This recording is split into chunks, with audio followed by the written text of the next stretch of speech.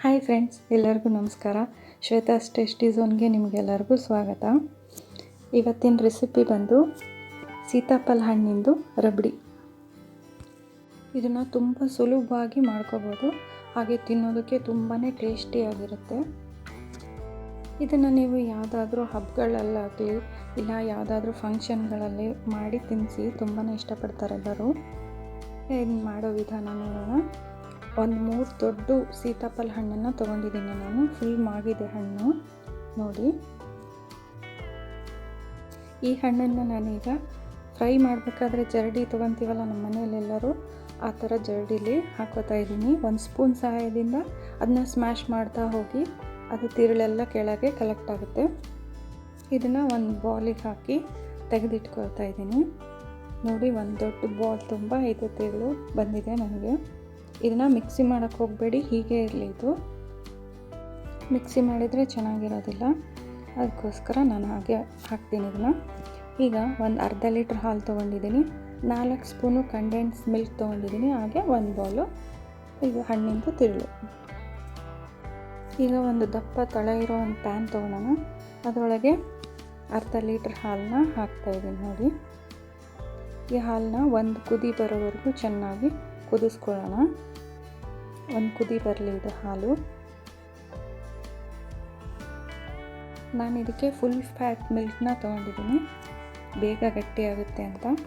ಇದನ್ನು ಮೀಡಿಯಮ್ ಊರಿನಲ್ಲಿ ಚೆನ್ನಾಗಿ ಕಾಯಿಸ್ಕೊಳ್ಳೋಣ. ಈ ಹಾಲು ಅರ್ಧ ಹಿಂಗಬೇಕು, ಅಂದರೆ ಅರ್ಧ ಲೀಟ್ರ್ ಹಾಲು ತೊಗೊಂಡಿದ್ದೀವಲ್ಲ ಅದು 1/4 ಲೀಟ್ರ್ ಆಗಬೇಕು. ಅಲ್ಲಿವರೆಗೂ ಈ ಹಾಲನ್ನ ಒಂದು ಸ್ಪ್ಯಾಚುಲ ತೊಗೊಂಡು ಮಿಕ್ಸ್ ಮಾಡ್ತಾ ಇರೋಣ. ಹಾಲು ಚೆನ್ನಾಗಿ ಕುದಿಲಿ ಒಂದು 5 ನಿಮಿಷ. ಇದ್ರ ಮೇಲೆಲ್ಲ ಕೆನೆ ಬರ್ತಾ ಇರುತ್ತೆ, ಅದನ್ನು ಸೈಡಿಗೆ ಈ ಥರ ಅನ್ಕೊತ ಚೆನ್ನಾಗಿ ಕುದಿಸ್ಕೊಳ್ಳೋಣ. ಹಾಗೆಯೇ ಈ ಸೀತಾಫಲ ಹಣ್ಣು ತುಂಬ ಆರೋಗ್ಯಕರವಾದ ಹಣ್ಣು ಅಂತ ಹೇಳ್ಬೋದು. ಇದರಲ್ಲಿ ವಿಟಮಿನ್ ಸಿ ತುಂಬ ಹೇರಳವಾಗಿರುತ್ತಂತೆ. ಹಾಗೆಯೇ ಮ್ಯಾಗ್ನೀಷಿಯಮ್ ಮತ್ತು ಪೊಟ್ಯಾಷಿಯಮ್ನಂತಹ ತುಂಬ ಪೋಷಕಾಂಶಗಳು ಇದರಲ್ಲಿರುತ್ತೆ ಅಂತ ಹೇಳ್ತಾರೆ. ಮಕ್ಕಳಿಗೆ ಮಾಡಿಕೊಡಿ, ತುಂಬಾ ಒಳ್ಳೆಯದು. ಒಂದು ಸಲ ಮಾಡಿ, ಚೆನ್ನಾಗಿರುತ್ತೆ. ತುಂಬಾ ಇಷ್ಟಪಟ್ಟು ತಿಂತಾರೆ ಮಕ್ಕಳು ಇದನ್ನು. ಈಗ ನೋಡಿ ಹಾಲು ಸ್ವಲ್ಪ ಕುದಿ ಬಂದಿದೆ. ಈಗ ಈ ಸ್ಟೇಜ್ನಲ್ಲಿ ನಾನೀಗ ಕಂಡೆನ್ಸ್ ಮಿಲ್ಕ್ನ ಹಾಕ್ತಾಯಿದ್ದೀನಿ. ನಿಮ್ಮ ಹತ್ರ ಕಂಡೆನ್ಸ್ ಮಿಲ್ಕ್ ಇಲ್ಲ ಅಂದರೆ ಹಾಲಿನ ಪುಡಿ ಬೇಕಾದರೂ ಹಾಕೋಬೋದು. ಇದಕ್ಕೆ ಸಕ್ಕರೆ ಮತ್ತು ಹಾಲಿನ ಪುಡಿನ ಹಾಕೋಬೋದು. ಹಾಲು ಬೇಗ ತಿಕ್ಕಾಗುತ್ತೆ ಅನ್ನೋದಕ್ಕೋಸ್ಕರ ಇದನ್ನು ಹಾಕೋದು ಅಷ್ಟೇ. ಈಗ ನೋಡಿ ಹಾಲು ಗಟ್ಟಿಯಾಗಿದೆ.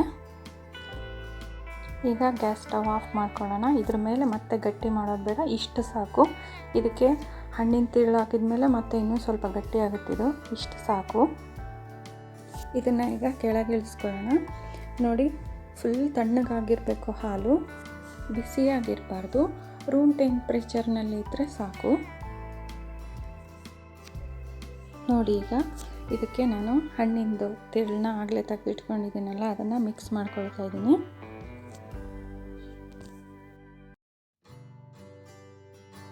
ಇದನ್ನ ಹಾಕಿ ಚೆನ್ನಾಗಿ ಮಿಕ್ಸ್ ಮಾಡ್ಕೊಳ್ಳೋಣ. ಇದನ್ನು ನೋಡಿ, ಇದು ತುಂಬ ಗಟ್ಟಿಯಾಗೂ ಇಲ್ಲ, ತುಂಬ ನೀರಾಗೂ ಇಲ್ಲ, ಕರೆಕ್ಟಾಗಿ ಬಂದಿದೆ. ಇದೇ ಥರ ಇರಬೇಕು.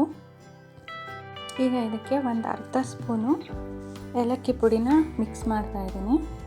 ಇದನ್ನು ನಾನು ಕುಟ್ಟಿ ಪುಡಿ ಮಾಡಿ ಇಟ್ಕೊಂಡಿದ್ದೆ ಮೊದಲೇ. ಇದನ್ನು ಚೆನ್ನಾಗಿ ಮಿಕ್ಸ್ ಮಾಡಿದ ಮೇಲೆ ಒಂದು ಪಾಟ್ ತೊಗೊಂಡಿದ್ದೀನಿ ನಾನು. ಆ ಪಾಟಿಗೆ ಈ ರಬಡಿನೆಲ್ಲ ಹಾಕ್ತಾಯಿದ್ದೀನಿ. ಈಗ ಇದನ್ನು 1 ಅವರ್ ಫ್ರಿಜ್ನಲ್ಲಿ ತಣ್ಣಗಾಗೋದಕ್ಕೆ ಇಟ್ಬಿಡೋಣ.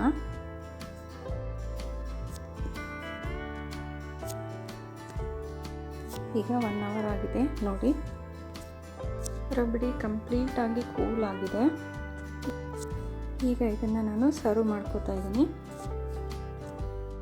ಈ ರಬಡಿನ ಯಾರು ಬೇಕಾದ್ರೂ ಮನೆಯಲ್ಲಿ ತುಂಬ ಈಸಿಯಾಗಿ ಮಾಡ್ಕೊಂಡ್ಬಿಡ್ಬೋದು. ಹಾಗೆಯೇ ಇದಕ್ಕೆ ಯಾವುದೇ ಫ್ಲೇವರ್ ಆ್ಯಡ್ ಮಾಡೋ ಅವಶ್ಯಕತೆ ಇರೋದಿಲ್ಲ. ಮೇನ್ ಇಂಗ್ರೀಡಿಯೆಂಟು ಸೀತಾಫಲ ಹಣ್ಣು ಆಗಿರೋದ್ರಿಂದ ಅದರದ್ದೇ ತುಂಬ ರಿಚ್ ಫ್ಲೇವರ್ ಬರುತ್ತೆ. ಜಾಸ್ತಿ ಡ್ರೈ ಫ್ರೂಟ್ಸ್ ಆ್ಯಡ್ ಮಾಡೋ ಅವಶ್ಯಕತೆಯೂ ಇರೋದಿಲ್ಲ. ಈಗ ಗಾರ್ನಿಷಿಗೋಸ್ಕರ ನಾನು ಸ್ವಲ್ಪ ಪಿಸ್ತಾನ ಮೇಲೆ ಹಾಕ್ತಾಯಿದ್ದೀನಿ.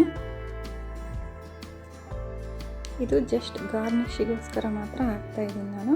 ನಿಮಗೆ ಡ್ರೈ ಫ್ರೂಟ್ಸ್ ಇಷ್ಟ ಅಂದರೆ ನೀವು ಹಾಕ್ಕೋಬೋದು, ಬಟ್ ಇದು ಹಾಗೆ ತಿನ್ನೋದಕ್ಕೆ ತುಂಬಾ ಚೆನ್ನಾಗಿರುತ್ತೆ, ರುಚಿಯಾಗಿರುತ್ತೆ.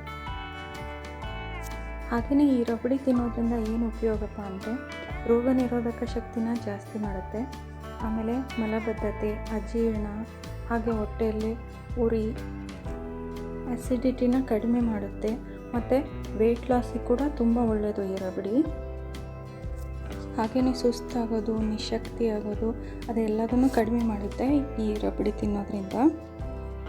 ಹಾಗಿದ್ದರೆ ತಡ ಯಾಕೆ, ನೀವು ನಿಮ್ಮ ಮನೆಯಲ್ಲಿ ಮಾಡಿ ಹೇಗಿತ್ತು ಅಂತ ಕಮೆಂಟ್ ಮಾಡಿ ನನಗೆ ತಿಳಿಸಿ ಮರಿಬೇಡಿ. ಹೊರಗಡೆ ಸಿಗೋ ಐಸ್ ಕ್ರೀಮ್ಗಳಿಗಿಂತನೂ ತುಂಬಾ ಚೆನ್ನಾಗಿರುತ್ತೆ, ಟೇಸ್ಟಿಯಾಗಿರುತ್ತಿದ್ದು. ವಿಡಿಯೋ ಇಷ್ಟ ಆಗಿದ್ದರೆ ಲೈಕ್ ಮಾಡಿ, ಶೇರ್ ಮಾಡಿ, ಹಾಗೆ ನಮ್ಮ ಚಾನಲ್ನ ಸಬ್ಸ್ಕ್ರೈಬ್ ಮಾಡ್ಕೊಳ್ಳೋದನ್ನು ಮರಿಬೇಡಿ.